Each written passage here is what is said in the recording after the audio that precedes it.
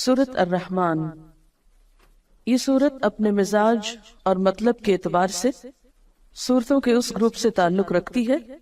جو مکی زندگی کے اس دور میں نازل ہوئی جب آپ صلی اللہ علیہ وسلم کی تکذیب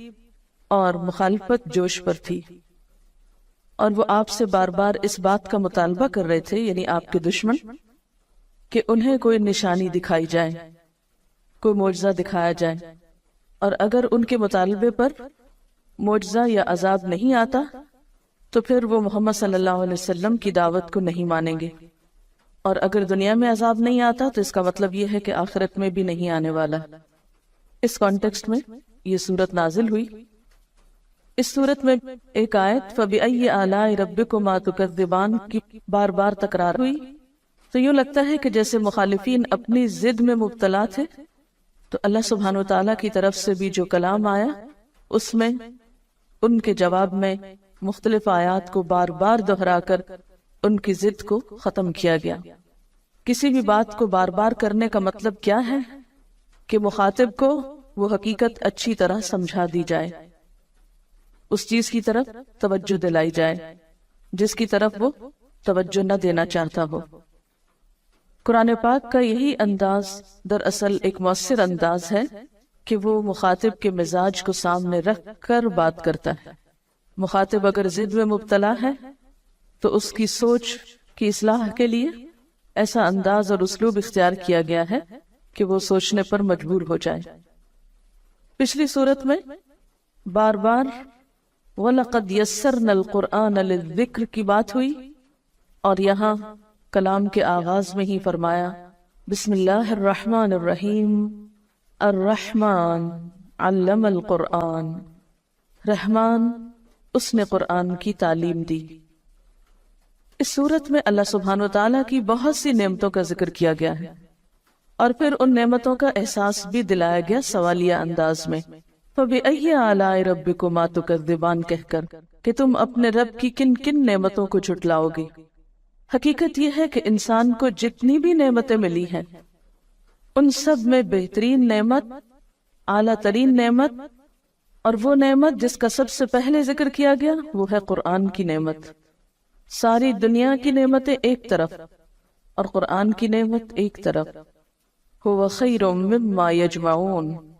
وہ بہتر ہے ہر اس چیز سے جسے لوگ جمع کر رہے ہیں۔ اور یہ اللہ تعالیٰ کی رحمت کا نتیجہ ہے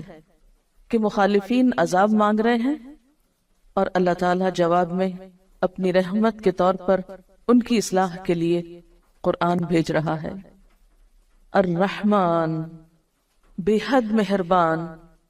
بہت مہربان، علم القرآن، اس نے تعلیم دی ہے قرآن کی، اس نے سکھایا ہے قرآن۔ اہل مکہ کہتے تھے کہ یہ قرآن کسی انسان نے یا کسی جن نے آپ کو القاء کیا ہے، یا آپ نے خود لکھ لیا ہے، یا کوئی اجمی غلام آپ کو اس کی تعلیم دیتا ہے، یا کچھ اور لوگوں کا خیال ہے کہ اہل کتاب کے علماء سے آپ نے شاید کچھ سیکھ لیا۔ فرمایا نہیں، کسی سے بھی کچھ نہیں سیکھا۔ علم القرآن، یہ قرآن رحمان کی تعلیم ہے، رحمان نے سکھایا ہے۔ اللہ تعالیٰ نے اسے نبی صلی اللہ علیہ وسلم کو سکھایا اور بذریعہ جبریل امین سکھایا، جس کا ذکر پیچھے سورۃ النجم میں گزرا، علمہ شدید القوا۔ اور پھر آپ صلی اللہ علیہ وسلم نے صحابہ کرام کو سکھایا، اور اس سے یہ سلسلہ چل نکلا جو آج تک باقی ہے اللہ کے فضل سے۔ تو قرآن کی تعلیم دینا ایک بہت اعلیٰ درجے کا کام ہے جسے رحمان نے اپنی طرف منسوب کیا ہے۔ الرحمن علم القرآن، اللہ تعالیٰ کی صفات میں سے بہترین صفت اس کی صفت رحمت ہے، اور اس میں بھی مبالغے کا صیغہ رحمان ہے، تو یہ اس کی رحمت ہے کہ اس نے اس کی تعلیم دی۔ اسی لیے بندوں میں سے بھی بہترین ان کو قرار دیا گیا جو قرآن سیکھیں یا سکھائیں۔ گویا جو شخص یہ چاہتا ہو کہ اس پر اللہ کی رحمت نچھاور کی جائے، اللہ تعالیٰ کی رحمتوں کو پائے، اس کے لیے پھر اس کے سوا کوئی راستہ نہیں کہ اس قرآن کو سیکھے اور سکھائے، یا اس کو لوگوں تک پہنچانے کے لیے کوشش کرے۔ اور یہ حقیقت ہے کہ جو شخص بھی اپنی زندگی، اپنے وقت، اپنے مال، اپنی صلاحیتوں کا کچھ حصہ بھی اس کی تعلیم کو عام کرنے میں استعمال کرے گا، اللہ تعالیٰ اس کی ان تمام چیزوں میں برکت پیدا فرمائے گا اور اپنی خاص رحمت سے نوازے گا۔ اور علامہ کا لفظ باب تفعیل سے ہے، جس کے معنی میں آہستہ آہستہ بتدریج ایک چیز دینا ہوتا ہے، یعنی قرآن پاک یک بارگی نہیں اتار دیا گیا بلکہ تھوڑا تھوڑا کر کے اتارا گیا۔ اور ویسے بھی قاعدے کے مطابق باب تفعیل جو ہے یہ متعدی ہوتا ہے، جس کا معنی یہ ہے کہ اس کے پھر دو مفعول ہوں گے، پہلا وہ علم جس کو سکھایا جائے یعنی پہلا مفعول، اور دوسرا وہ شخص جس کو سکھایا جائے۔ تو یہاں پر علم القرآن میں پہلا مفعول تو قرآن ہے، یعنی قرآن کی تعلیم دی، اور دوسرا کیا ہوگا کہ وہ شخص جس کو دی گئی یعنی رسول اللہ صلی اللہ علیہ وسلم، اور پھر آپ کے ذریعے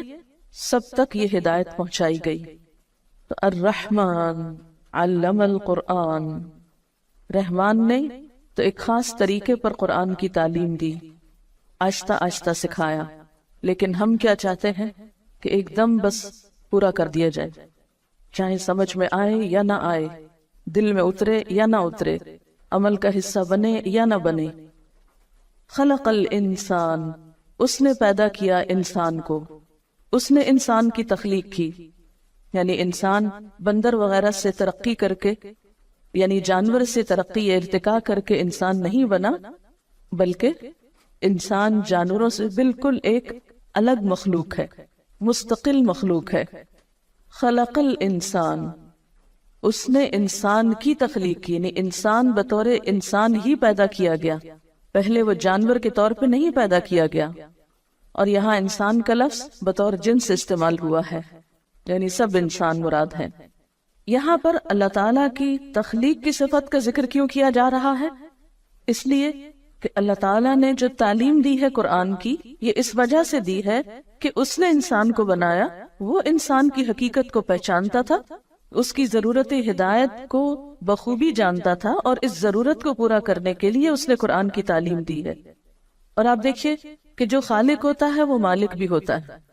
تو جو مالک ہوتا ہے اس کے ذمے ہوتا ہے کہ مملوک کو کام بتائے کہ اسے کیوں بلایا گیا، کس کام کے لیے بنایا گیا۔